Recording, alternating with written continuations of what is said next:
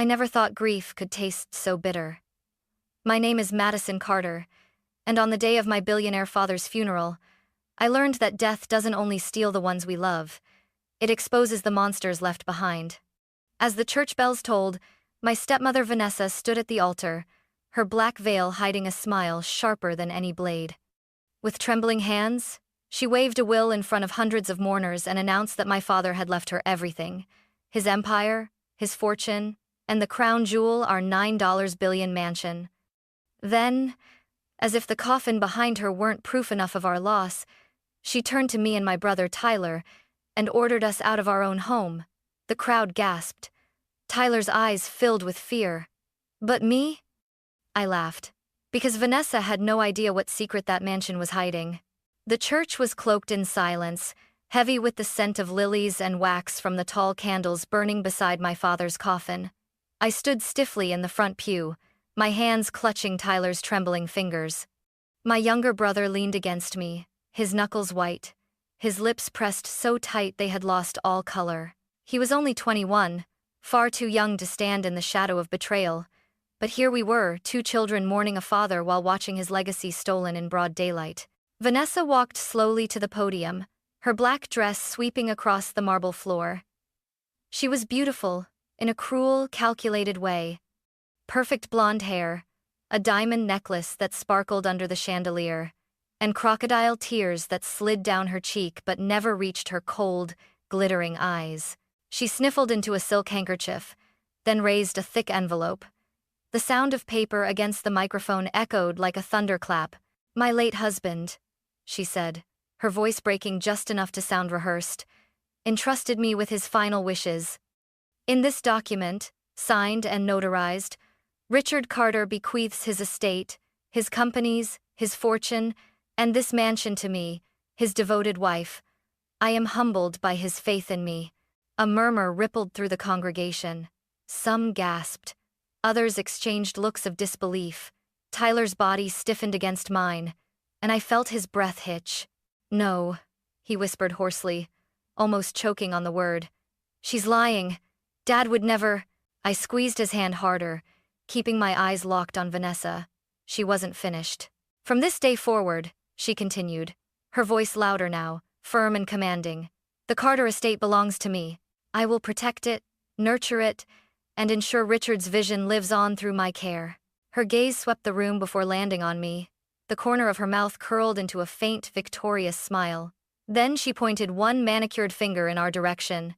"As for Madison and Tyler," she said sweetly, but every syllable dripped with venom, "Richard loved you both, but the future must be practical. You are no longer welcome at the mansion. The household will be reorganized immediately. Please respect his wishes." The words cracked across my chest like a whip. For a moment, the church tilted, the stained glass windows blurring in my vision. Tyler's knees nearly buckled. He clutched my arm, whispering, "Maudie, what do we do? She's throwing us out." "Behind us," guests muttered, scandal buzzing like wasps in the air. Some pitied us. Others looked away, too cowardly to intervene. I raised my chin, forcing my lips into a cold smile. My heart thundered, fury burning in my veins, but I refused to give Vanessa the satisfaction of seeing me break. What she didn't know, what she couldn't even imagine, was that my father had been far wiser than she realized. He had left behind more than just a house or a fortune. He had left secrets, protections, truths hidden in places she would never think to look. So while my brother's eyes glistened with fear and the congregation drowned in whispers, I did the one thing no one expected. I laughed. The sound cut through the silence like shattered glass.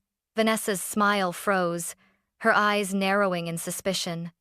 And in that moment, I swore to myself, she could wave her forged papers and lock every door in that mansion, but the Carter legacy would never belong to her.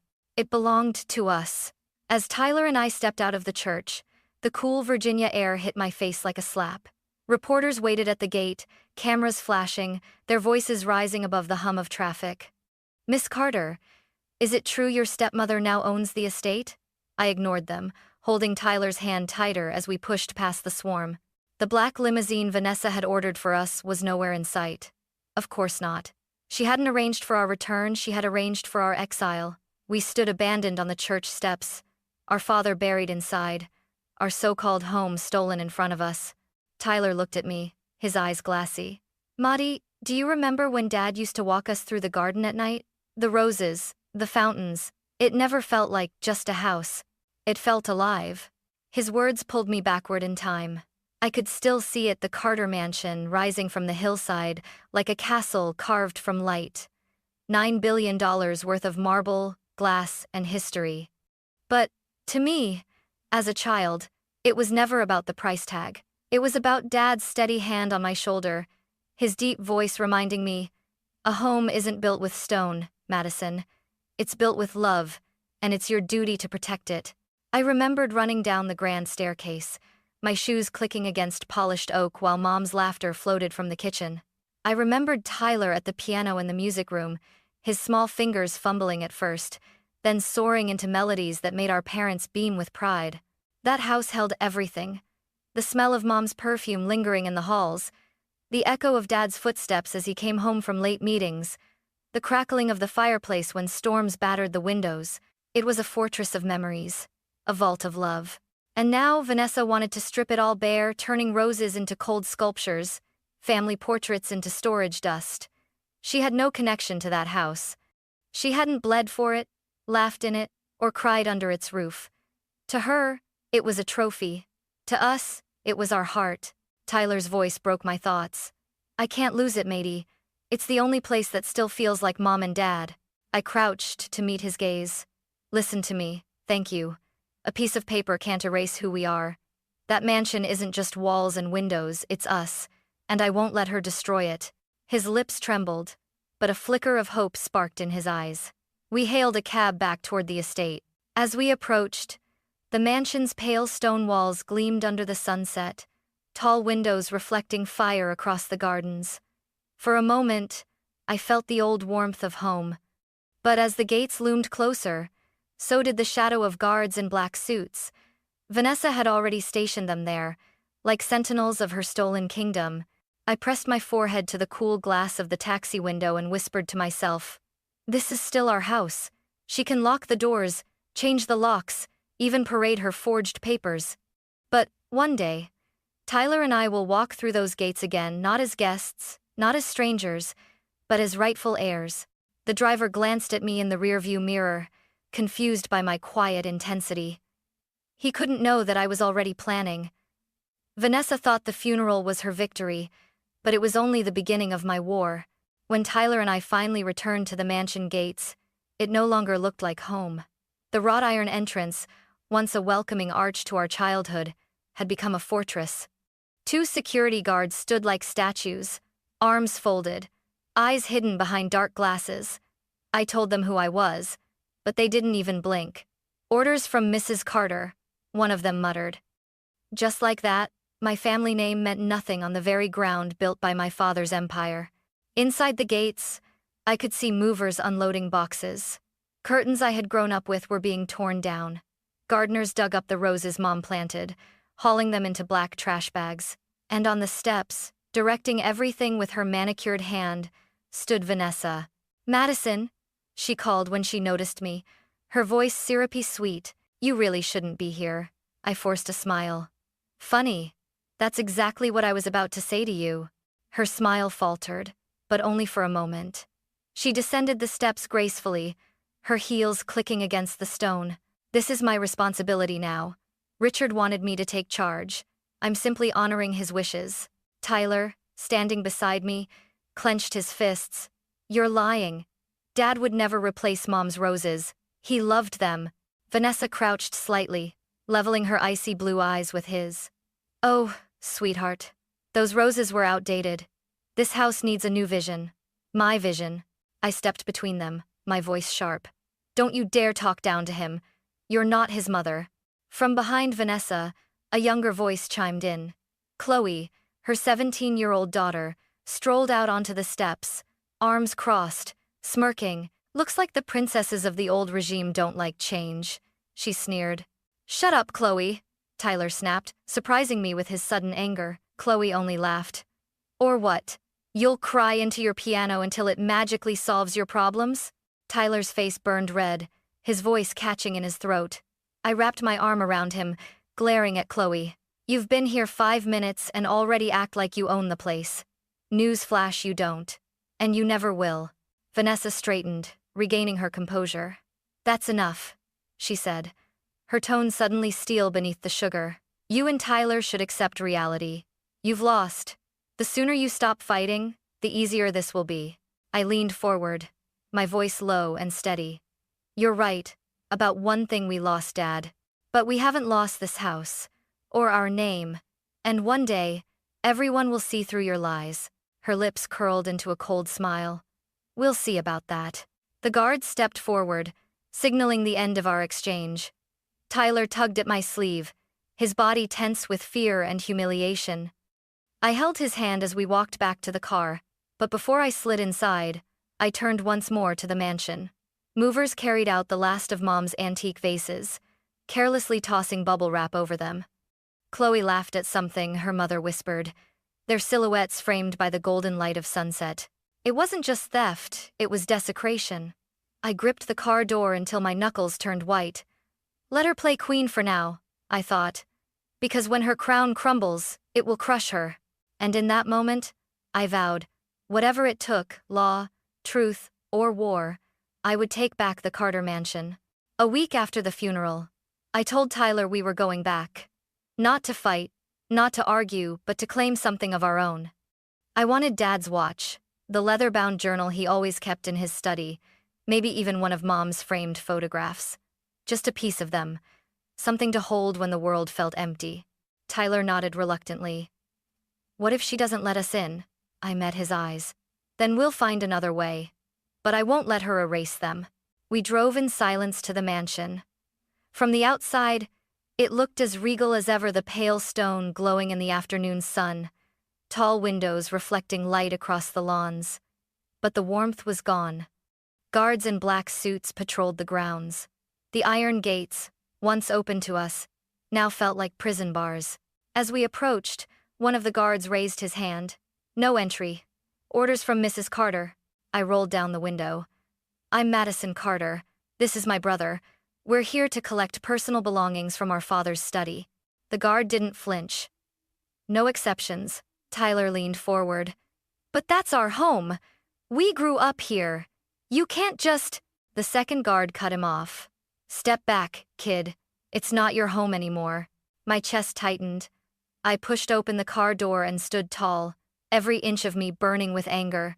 Listen carefully, I said, my voice steady but sharp. This house was built by Richard Carter. My mother's roses bloomed in that garden long before Vanessa ever set foot on this property. You don't get to tell me it's not my home. The guards exchanged a look, but didn't move. And then, like clockwork, Vanessa appeared on the steps, Chloe at her side. Madison, Vanessa called out, her voice dripping with false sympathy. I told you already. You and Tyler need to move on. Clinging to the past won't help. I clenched my fists. I don't want the fortune, Vanessa. I don't care about your fake will. I just want my father's keepsakes. His watch, his journal, Mom's photograph. You can't take those from me. She descended the steps, Chloe following with a smirk plastered across her face. Vanessa stopped at the gate, her eyes glinting. Everything inside belongs to me now. If you want something, you'll have to request it through my lawyer. Your lawyer? I nearly laughed. You're really gonna hide behind paperwork to keep a daughter from holding her father's watch? Chloe leaned against the gate, her tone mocking. Why don't you two just accept it? Dad didn't want you. He wanted us. Tyler gasped as if struck, his face flushing with humiliation. Before I could stop myself, I stepped closer, fire rising in my chest. Say that again, I snapped, my voice trembling with rage. Chloe's smirk faltered, but Vanessa pulled her back gently. Don't waste your breath, Madison. Go live your life. This mansion has no place for you anymore. The guards shifted, ready to close the gates. Tyler tugged on my sleeve, his voice breaking. Maddie, let's just go. I turned back toward the mansion one last time. My mother's garden was gone. My father's study, sealed. The house, our house, was slipping further from reach with every second. But as the gates clanged shut in our faces, I whispered under my breath, "This isn't over, not by a long shot." And for the first time, I saw Vanessa's smile twitch just slightly. She knew I meant it. The night after we were locked out, I couldn't sleep. I sat on the edge of the motel bed, staring at the cheap lamp's flickering bulb while Tyler dozed fitfully beside me. Every time I closed my eyes, I saw Vanessa's smug smile, Chloe's mocking sneer, the gates slamming shut. It wasn't just rage burning inside me, it was something deeper. A certainty, Dad would never have left us with nothing. The next morning, I called Mr. Sullivan, one of my father's oldest friends and business partners. He answered on the second ring, his voice low and weary. "Madison, I was waiting for this call. You know," I whispered. "You know she's lying." There was a pause, a sigh. "I can't say much over the phone. Meet me at Carter & Co., ATS, old headquarters, noon." When Tyler and I arrived, Sullivan was already there, leaning on his cane in the shadow of the marble columns. His face looked older, lined with grief, but his eyes burned with a quiet fire. He gripped my hand tightly. "Your father loved you. Both of you. Don't ever doubt that. And he didn't trust Vanessa. Not really. He suspected she might try something. That's why..." Sullivan glanced around before lowering his voice. "That's why he created a trust." I frowned. "A trust?" Sullivan nodded. "Months before he got sick, he asked his lawyer, Harold Green, to draft a confidential document. The mansion, most of the estate, he moved it into the Carter family trust. Its beneficiaries were you and Tyler." My heart slammed against my ribs. "So all this time, Vanessa's been waving around a fake will? Or one signed under pressure?" Sullivan said grimly. "Either way, it doesn't override the trust. If you can find it, if Green still has the records, you'll have proof." Tyler's voice trembled. "But why didn't Dad tell us? Why keep it secret?" Sullivan's gaze softened. "He wanted to protect you. He thought if Vanessa didn't know, she couldn't tamper with it. But she's clever. She fired most of the old staff, hired her own lawyers. I fear she might have tried to bury it." I clenched my fists, a surge of hope mixing with fury. "Then we dig it back up." Sullivan placed a hand on my shoulder. "Be careful, Madison. Vanessa won't go down quietly. She has money, connections, and she's ruthless. But remember, Richard trusted you. That's your strength." All as we left the headquarters, Tyler grabbed my arm. "Matey, if this is true, everything changes. She can't touch the mansion. It's ours." I stopped, turning to face him. "Not just ours. Dad built that house for Mom, for us, for the Carter name. Vanessa thinks it's a trophy, but to us it's sacred. And I swear, Tyler, we're going to take it back." Tyler's eyes glistened. For the first time since the funeral, he managed a faint smile. "Then let's fight." That evening, I called Green's office. The secretary hesitated before transferring me. When his voice finally came through the line, low and tired, I introduced myself. "Mr. Green, it's Madison Carter, my father's daughter." A long pause. Then a sigh. "Madison, I've been expecting this. Meet me tomorrow morning. There's something you need to see." As I hung up the phone, adrenaline pulsed through my veins. The pieces were falling into place. Vanessa thought she had locked every door, thrown us out for good. But she didn't know about the one door my father left open, the trust. And I was about to walk straight through it. The next morning, Tyler and I arrived at a quiet office building downtown. The brass plaque on the door read Harold Green, attorney at law. My palms were damp as I pushed the door open. This man had been my father's legal confidant for over 2 decades. If anyone knew the truth, it was him. Green was waiting behind a mahogany desk stacked with thick folders. His silver hair gleamed in the light from the window, and his sharp eyes softened when he saw us. "Madison, Tyler," he said warmly, extending his hand. "Your father spoke of you often. I'm deeply sorry for your loss." I sat down across from him, fighting to steady my voice. "Mr. Green, Vanessa claims she has a will leaving everything to her. But Mr. Sullivan told us about a trust one that names Tyler and me as beneficiaries. Is it true?" Green leaned back, tapping his pen against the desk. "It's true. I drafted the Carter family trust myself, under Richard's direction. The mansion and most of his estate were secured for you both. But, his brow furrowed. The original documents vanished from my records, months before your father passed. My stomach dropped. Vanished? You mean stolen? Green nodded grimly. That's my suspicion. Vanessa dismissed your father's loyal staff and replaced them with her own people. I wouldn't put it past her to intercept the trust files. Tyler's voice cracked. So, we have nothing? Green's eyes flashed.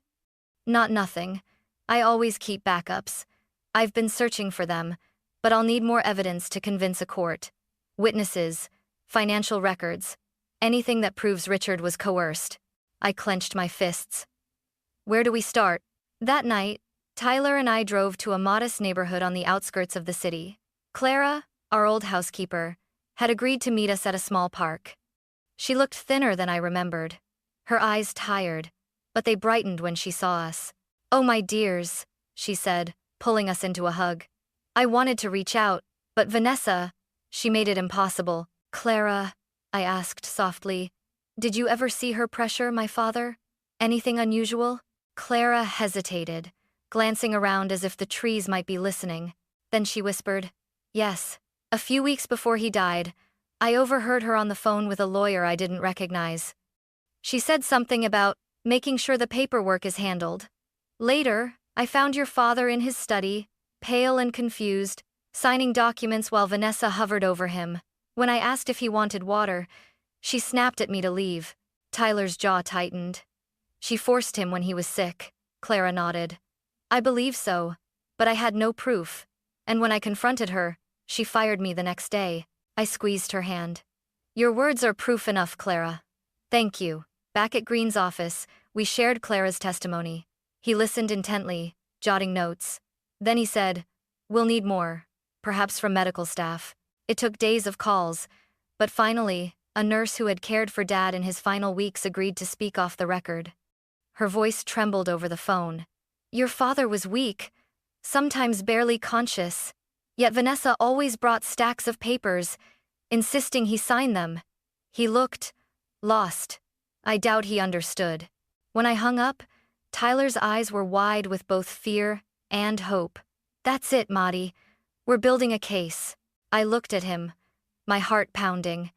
No, we're building a war, and Vanessa has no idea what's coming. The courthouse smelled of polished wood and cold air conditioning, but to me it was the scent of battle. Tyler sat beside me at the plaintiff's table, his leg bouncing nervously. Across the aisle, Vanessa and Chloe sat in sleek black suits, their lawyer a sharp-jawed man named Whitaker shuffling papers like he was dealing cards at a rigged game. Vanessa's expression was pure serenity, a performance perfected. Chloe chewed gum with lazy defiance, her eyes locked on Tyler as if daring him to look away. I squeezed my brother's hand. Whatever happens, we fight to the end. He nodded, swallowing hard. For Dad. For Mom. When the judge entered, everyone rose. My heart thundered, but I kept my shoulders square. This was it, the moment we had been crawling toward since the funeral. Whitaker opened with a smooth, rehearsed voice. Your Honor, the evidence is clear. Richard Carter, a man of sound mind, left his entire estate to his wife, Vanessa Carter. The will is notarized, witnessed, and valid. The children, though grieving, are unfortunately misled by emotions. They wish to contest a document that represents their father's true wishes. He handed the will to the judge, who glanced at it briefly before setting it aside. Then Green rose, his voice calm but firm. Your Honor, what my colleagues across the aisle fail to mention is that this so-called will emerged only after Richard Carter's health deteriorated. We have multiple witnesses testifying that he was weak, sometimes barely conscious, and that Vanessa controlled every interaction during his final weeks. He gestured to me. My stomach flipped, but I stood tall and walked to the witness stand. Miss Carter? Green began gently. Can you tell the court what happened at your father's funeral? I took a deep breath. Vanessa produced this will in front of hundreds of people, claiming my father left her everything. Then she ordered me and my brother out of the house we grew up in. No mementos, no keepsakes, nothing. Just grief and humiliation. Gasps rippled through the gallery. I could feel Vanessa's eyes burning into me, but I refused to look her way. Green pressed on. Did you believe, based on your father's values and your relationship with him, that he would disinherit you? I steadied my voice. Never. He taught us integrity, responsibility. He always said the mansion wasn't about wealth, it was our family's heart. He would never give it all away to someone who married him late in life. Whitaker stood abruptly. Objection. Speculation. The judge nodded. Sustained. Stick to facts, Miss Carter. I swallowed and sat down, but my gaze met Tyler's. His hands shook, yet his eyes glimmered with resolve. Next, Clara testified. She described Vanessa's rage, the night she caught my father signing papers while barely awake. Then the nurse's testimony echoed through the courtroom like a dagger. He didn't even know what he was signing. For the first time, Vanessa's mask cracked. She shifted uncomfortably, her jaw tightening. Chloe leaned in, whispering something that made her mother's nostrils flare. But the turning point came when Green opened a small folder and produced a USB drive. My pulse quickened, I knew what it was. Your Honor, Green said, voice rising with conviction. This drive contains a backup of the Carter Family Trust, a digital copy kept on the company's secure servers, notarized and time-stamped before Richard Carter ever fell ill. Whitaker jumped to his feet. This is outrageous. Unverified, the judge held up a hand. We'll examine it. End of. The clerk plugged the drive into the court's projector. Words appeared on the screen. Carter Family Trust Agreement. Beneficiaries: Madison Carter and Tyler Carter. My breath caught. Tyler squeezed my hand so hard it hurt. The judge leaned forward, reading silently before speaking. This appears legitimate. Notarized, dated 18 months before Mr. Carter's death. Green's voice thundered. This trust supersedes any subsequent will, especially one created under duress.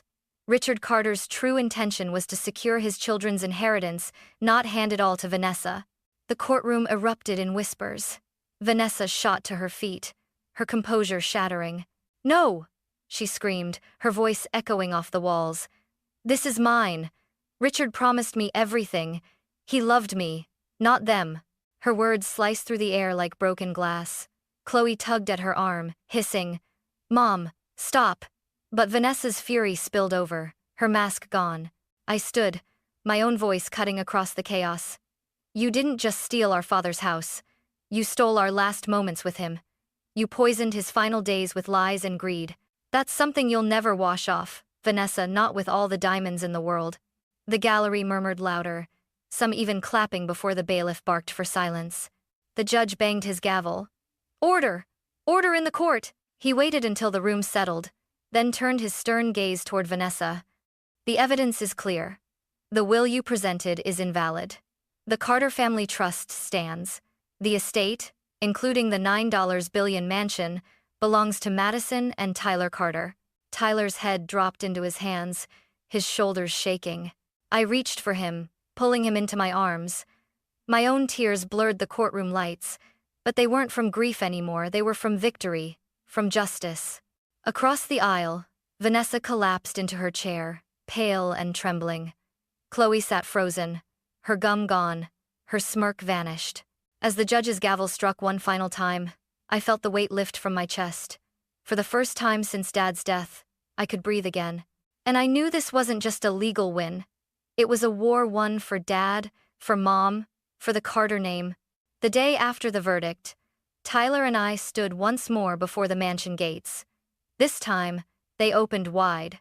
No guards blocking us, no Vanessa smirking from the steps. Only silence, and the creak of iron as the gates swung inward like they had been waiting for us all along. I stepped onto the stone path, my heels clicking against the ground I had once run barefoot as a child. The mansion loomed above, sunlight dancing across its pale walls. For the first time in months, it didn't feel like a battlefield. It felt like home. Inside, dust hung in the air. The movers had left half-finished boxes and broken memories. Mom's portraits had been shoved into storage rooms, Dad's study stripped bare. Tyler wandered into the music room, his fingers tracing the piano keys. A soft melody drifted through the air, shaky at first, then steady, filling the house with something it had been missing for far too long: life. I walked into Dad's study, my heart heavy. On the desk, hidden beneath stacks of discarded papers, I found it, his leather-bound journal. Inside were pages of notes, memories of Mom, advice for us, and one line written in his bold handwriting: "Protect them, always. They are my legacy." My throat tightened. I clutched the book to my chest and whispered, "I will, Dad. I promise." Tyler appeared in the doorway, his eyes wet. "So, what now? Do we live here again?" I looked around the room, at the cracks in the wallpaper, the faded carpets, the ghosts in every corner. "No," I said softly. "This house isn't meant just for us. If we keep it locked away, it'll rot with memories and pain. But if we open it, it can breathe again." His brow furrowed. "Open it? To who?" I smiled through my tears. "To the world. To kids like us who lost everything. To artists, musicians, dreamers who need a place to belong. We'll turn this mansion into something greater. Not a prison of greed, but a foundation of love. The Carter Foundation House." For a long moment, Tyler just stared at me. Then he laughed quietly, shaking his head. "That sounds exactly like Mom. She would have loved that." I nodded, gripping his hand. "And Dad too. He always said a legacy isn't in money, it's in what you give to others." Weeks later, the transformation began. The rose gardens were replanted, children's laughter replacing silence. We opened the library to the public, filled it with books on art and literature in honor of Mom. Tyler hosted music workshops in the Grand Hall, teaching kids to play the piano. I organized scholarships and leadership programs, carrying Dad's lessons of integrity and responsibility into every classroom we built. On opening day, I stood on the balcony, watching the courtyard below. Dozens of children played tag where Chloe once sneered at us. Volunteers painted murals on the walls. Tyler sat at the piano, guiding a little boy's fingers across the keys. The house was alive again, not with money, but with meaning. I closed my eyes and felt the sun on my face. In the breeze, I swore I could hear Mom's soft laugh, Dad's steady voice. "Protect them, always." I whispered into the wind. We did it. We kept the promise. When I opened my eyes, Tyler stood beside me, Dad's journal in his hands. He looked stronger now, his shoulders squared, his smile real. "We turned the mansion into something they'd be proud of," he said. I placed my hand on his shoulder. "No, Tyler. We turned it into something we can be proud of, too." And as the sun dipped low, casting golden light across the Carter Foundation house, I knew that no matter how much Vanessa had tried to steal, she had failed. Because wealth can be stolen, houses can be locked, but love endures. That was the real inheritance,